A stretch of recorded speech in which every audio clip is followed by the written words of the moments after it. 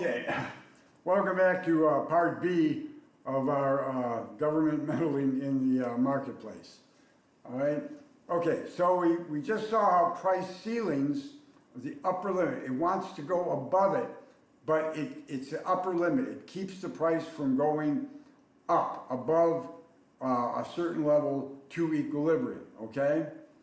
Now we're going to look at just the opposite, what they call price floors. Now, again, price floors, when you first hear it, you know, you immediately think, where does the floor go? You look down at the floor, okay? And you can put a price, just like a price ceiling, you can put a price floor, if this is our graph, you know, supply and demand, you can put a price floor anywhere you want, okay? So, you know, you could put it down below equilibrium if you wanted. But to be effective, to have any meaning, to be binding, a price floor has to be where you wouldn't think a floor should go. It has to be above the equilibrium point, okay? So, let's get into this. Price floor, it's the lowest limit, okay? In this case, before, with the ceiling, the price wanted to go up to equilibrium. Here, the price wants to go down to equilibrium, okay? But it's the lowest limit that a price can go. In this case, we have it up here, and it's binding. If it was below, it would be non-binding, meaning it wouldn't mean anything, all right? So, it keeps the price above equilibrium. So, for instance, in this country, we pay about double what the world price for sugar is. And you say, wow, you know, how did that happen? Well, that happened because if you ever go to Washington, D.C., go down K Street and you will go by some beautiful office buildings with some absolutely beautiful offices inside them. And down that street, it's known as Lobbyist Row. They have a lot of the lobbying companies locate their offices there. And I remember when I was in school there, I was going by there saying, wow, these are really, really nice. And basically what they're doing is, the lobbyist is like a salesperson. You know, they're calling on, you know, they're not calling on buyers at GM or Chrysler or somewhere else. They're calling on senators, congressmen and women, and the aides and all the support staff for all these folks. And what they're trying to do, they're trying to sell their industry, all right? And some of the lobbyists do a very, very, very good job doing that. Sugar industry has done an excellent job in it. You know, we got to help the sugar industry. It needs help. Got to keep the price of sugar up, okay? And over the years, it's worked in a major way. We pay double, you know, what the world price for sugar is. In fact, they're talking about sugar, real sugar in Coca-Cola. Who uses it? Mexico uses it. Canada, we don't. You know, because sugar is so expensive. Okay. Other items would be like the dairy farm supports, milk, butter. A minimum wage is an example of a price floor.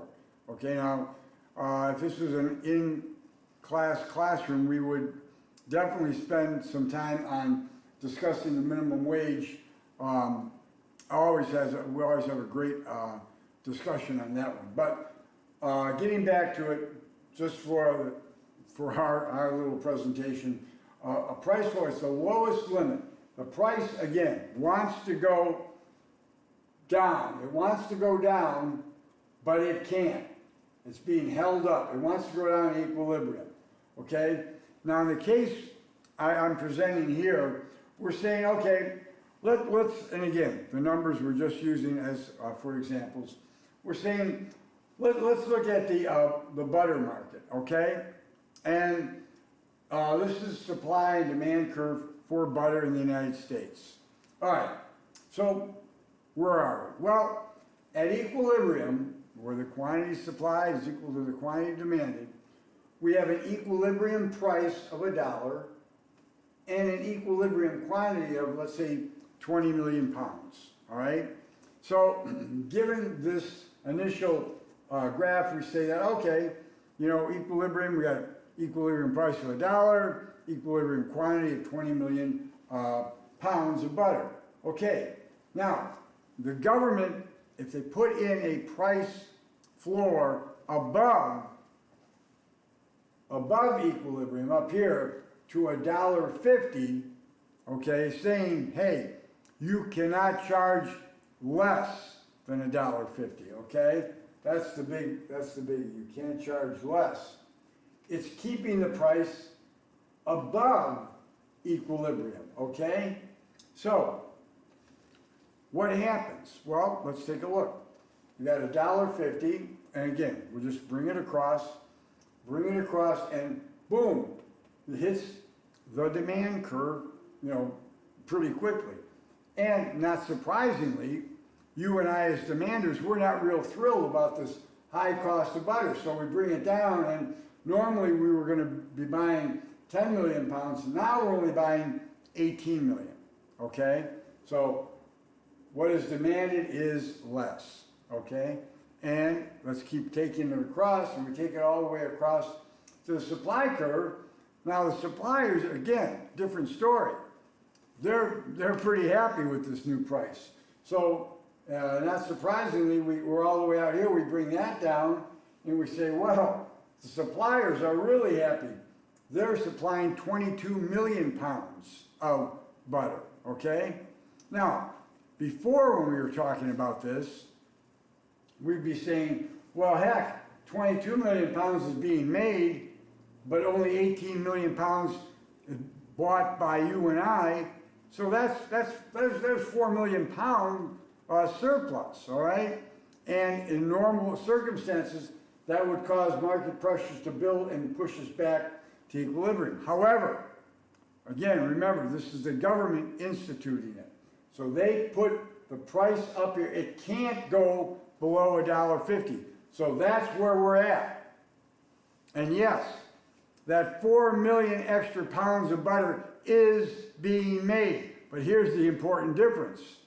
The government ends up buying up that surplus, all right?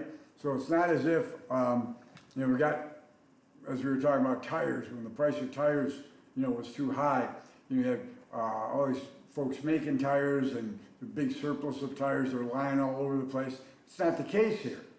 The case is that the government will buy up that surplus. European governments do this all the time on a number of goods. And what they'll do, typically, they'll buy the good, they'll buy the, you know, the surplus up, and then they'll ship it, you know, offshore. They'll ship it overseas, and they'll sell it at a you know, a greatly reduced price. Now, sometimes it's a good thing. Sometimes, for instance, the government will turn, you know, some of the inner city schools, or some of the not necessarily inner city, but some school districts that are in rather poor districts, you'll see that where they get shipments of these huge blocks of cheese, government cheese. You know, from this these dairy products, they'll make cheese out of it or something. Sometimes, although that's not a bad scenario or application for it, but sometimes the product is just flat out destroyed or wasted. That's a tough one to understand. That's a toughie. Okay, so we've got all this being made by these suppliers. I mean, here we have equilibrium. We're all the way up here now, but not that much being bought.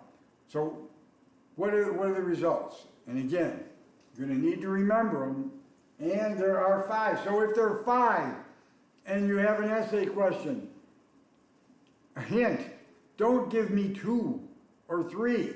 I mean, even if it's correct, you know, you could give me all 5. I appreciate it. All right, so what are the problems with this binding price floor?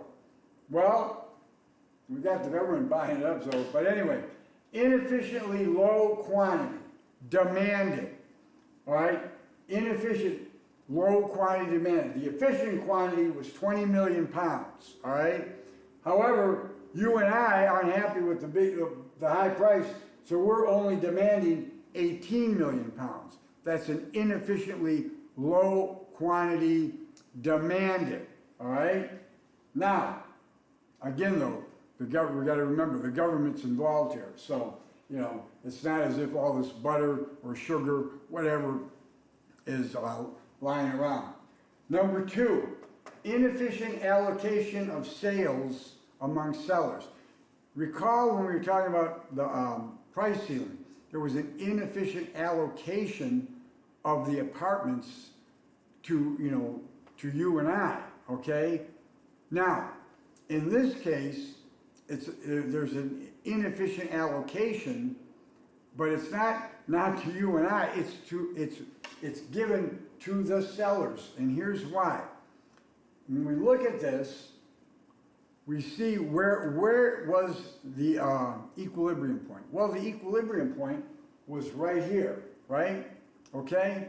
So, sellers who had prices higher than this dollar, they weren't selling, okay? Maybe they have inefficient operations, old operations that can't produce at that price. So we have sellers before the price floor, we have sellers that were, you know, all the way up to here, but we weren't having any other sellers with a higher price. But now, with the higher price floor, now we're all the way up to here. And what does that do? Well, it brought that $1.50 brought the point on the supply curve all the way to here. So we are allowing, see all the sellers on this line right here? We are allowing all those sellers to sell product even though they're inefficient, okay? So we have inefficient, there's an allocation of sales to sellers who are inefficient. So we call that inefficient allocation of sales among sellers, okay?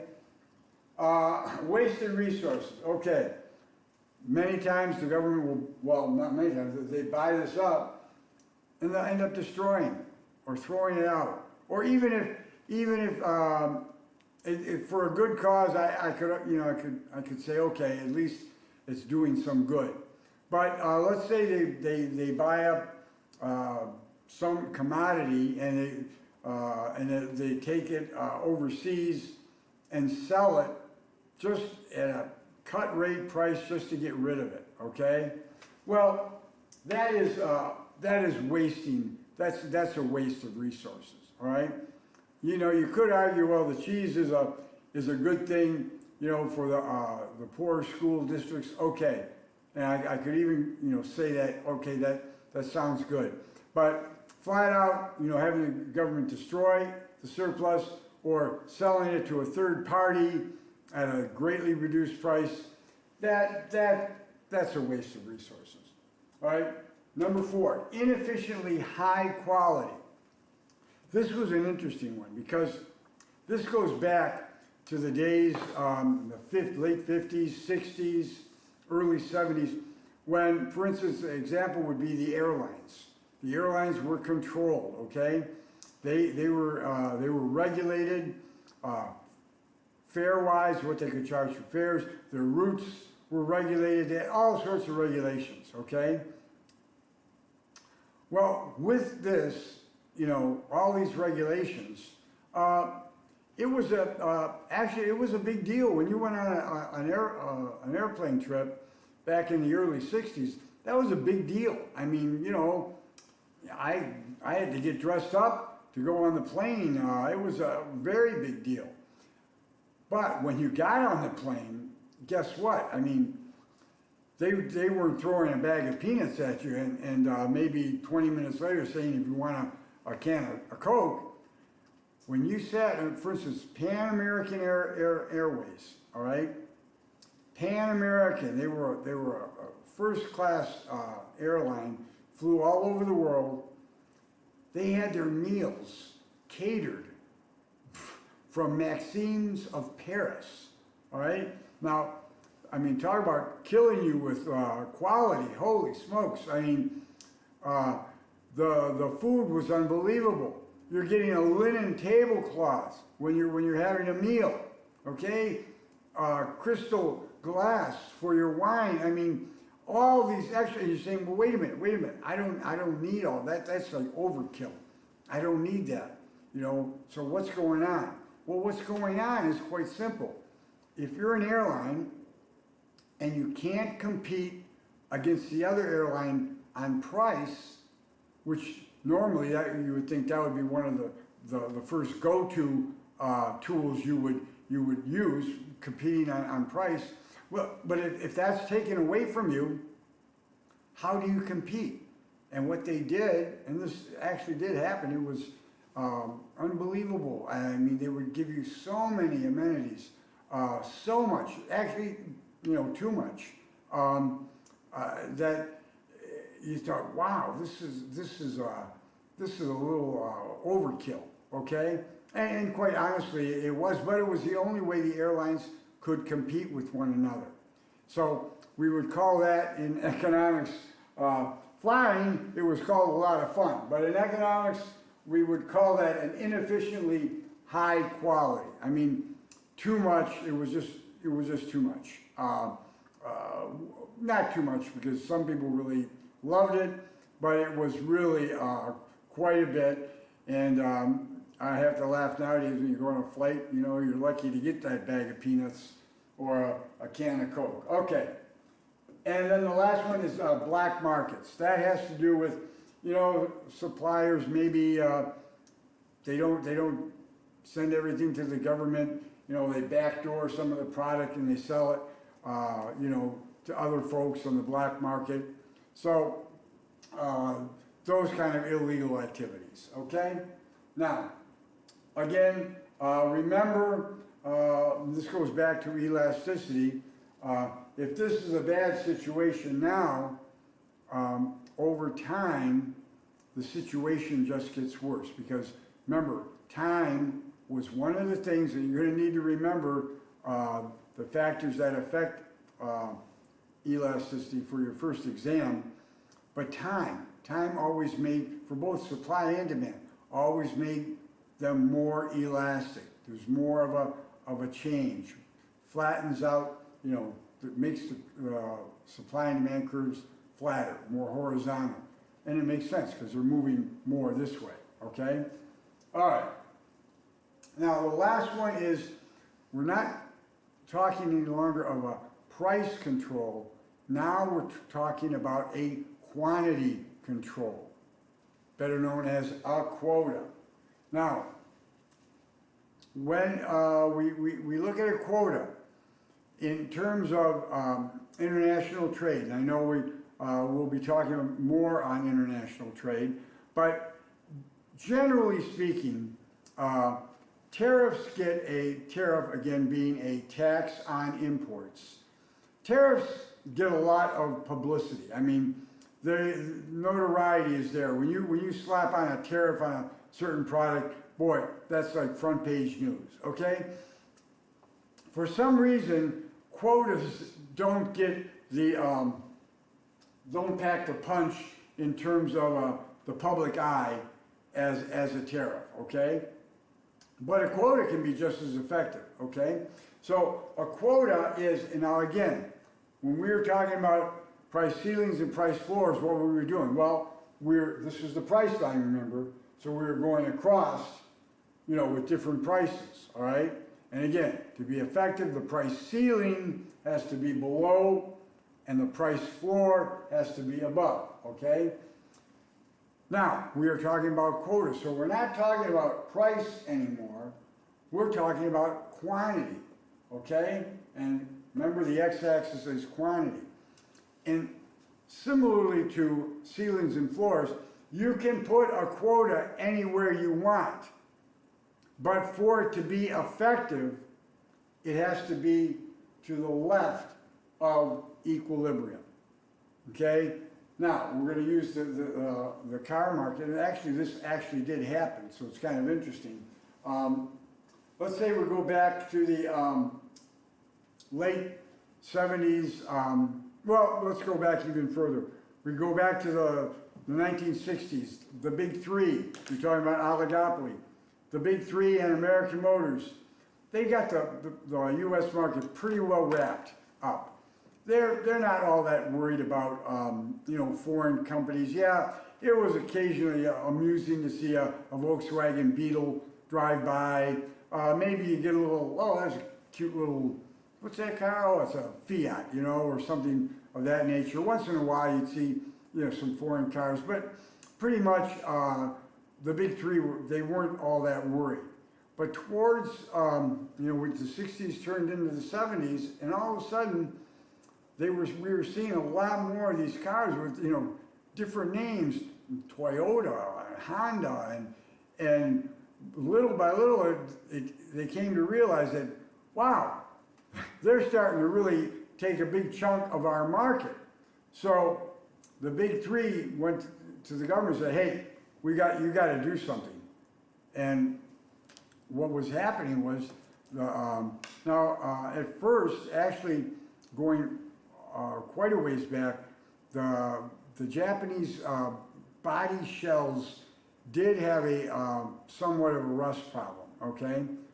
But the Japanese corrected it pretty quickly. So these cars were coming on stream in a major league way. So if we look at our supply and demand graph, what do we see? Well, with a draw like this, we see equilibrium quantity demanded by the U.S. public, let's say it was about 3 million cars, all right, foreign cars.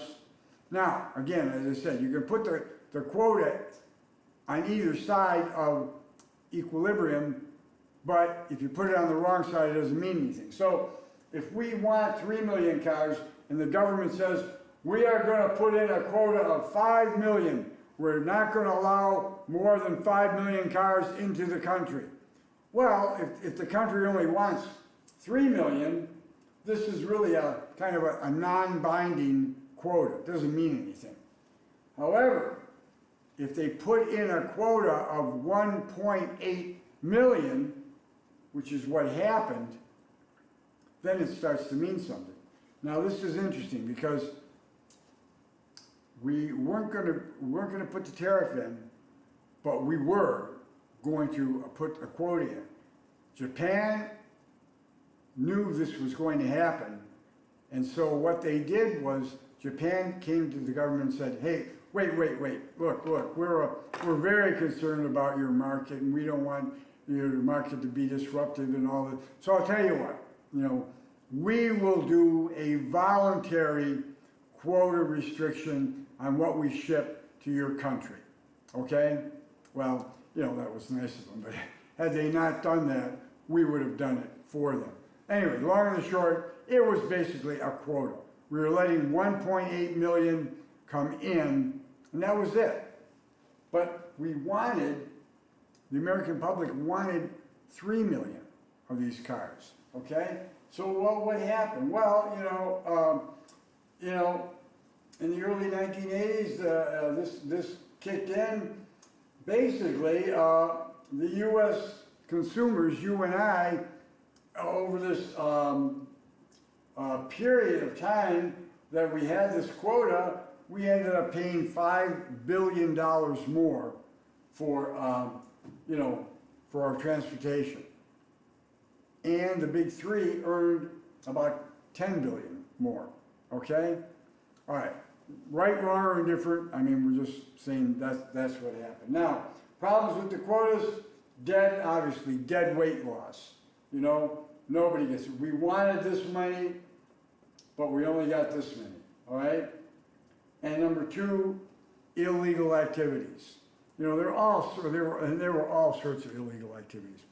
Everything from folks paying under the table you know, these cars and so on and so forth. There's just a whole list of illegal activities.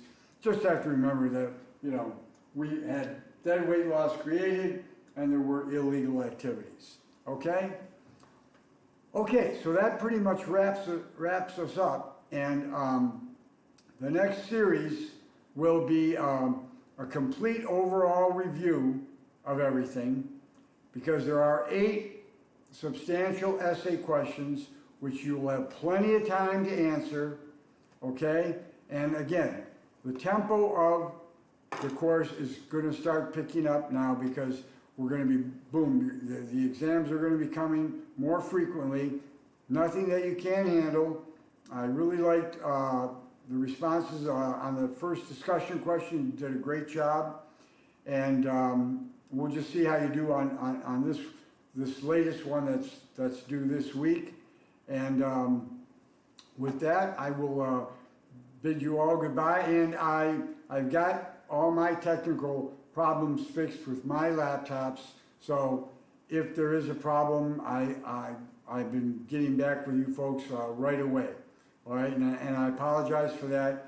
And all the modules will be coming up very soon, so you can see exactly where we're at. But you can, the syllabus basically is pretty self-explanatory. However, I want you to know exactly, you know, what needs to be done and when. So if you want to have something as a reference beside the syllabus, that will be up for you as well. Okay? All right, so that's about it for today. Everybody stay warm and safe, and I will see you next time.